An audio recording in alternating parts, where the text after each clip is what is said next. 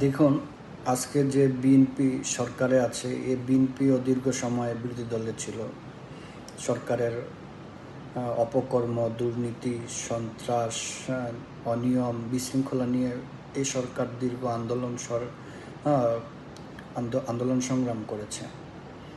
কিন্তু তখনকার আন্দোলনগুলা ছিল কোনো একটা অপরাধ সংঘটিত হলে আইনি প্রক্রিয়া শুরুই হইতো না,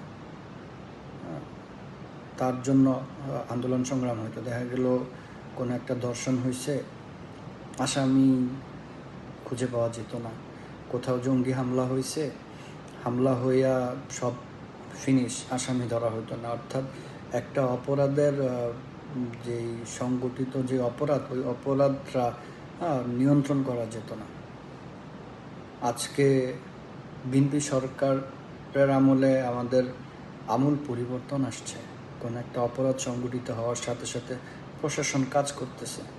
প্রশাসন সাথে সাথে অভিযুক্ত আসামিকে অ্যারেস্ট করে একটা বিচারিক কার্যক্রমের একটা সূচনা হচ্ছে। তারপরেও আমরা প্রতিবাদ করতেছি। বিরোধী প্রতিপক্ষের যারা সরকারের প্রতিপক্ষ আছে, যারা বিরোধী দলে আছে, তারা সরকারের সমালোচনা করবেন, এটাই স্বাভাবিক। আপনারা যদি সরকারের সমালোচনা না করেন, তাহলে সরকার তার ভুল ত্রুটি শুধরাবে না। কিন্তু আমাদেরকে এটাও বুঝতে হবে, সমালোচনারও তো একটা লিমিট আছে না।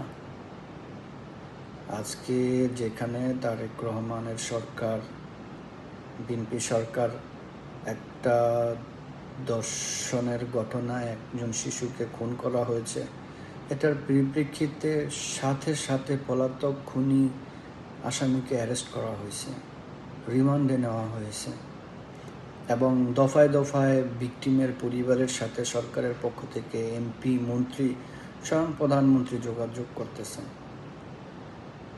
এখন সরকারের প্রতি আমাদের সমালোচনা বলি, প্রতিবাদ বলি, প্রত্যাশা বলি, দ্রুত সময়ের ভিতরে বিচার কার্য সম্পাদন করা।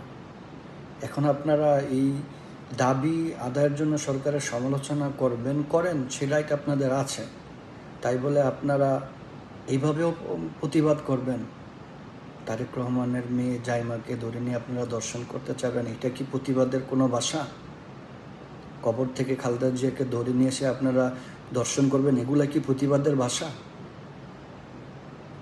সত্যি কথা বলতে কি, আমাদের বাংলাদেশের প্রেক্ষাপটে তারেক রহমান সরকার গঠন করার পরে উনি যে সমস্ত নজির স্থাপন করছেন, সত্যি বলতে সরকার পরিবর্তন হয়েছে, কিন্তু আমাদের জনগণের নোংরা মন মানসিকতার পরিবর্তন হয়নি। আগে আমাদেরকে পরিবর্তন হতে হবে। একটা সময় যখন আমরা প্রতিবাদ করতাম, আসামি খুঁজে পাওয়া যেত না। যার ব্যাপারে অভিযোগ আসতো, তাকে প্রশাসন ধরতে পারত না। আজকের দিনে তাকে ধরা হচ্ছে, আইনি প্রক্রিয়া শুরু হচ্ছে, অথচ আমাদের ভাষার পরিবর্তন হয়নি, আমাদের মন মানসিকতার পরিবর্তন হয়নি। দেশকে সুশৃঙ্খল এবং সুন্দর করতে হলে আমাদের সবাইকেই সুষ্ঠু মনোমানসিকতা সম্পন্ন হতে হবে।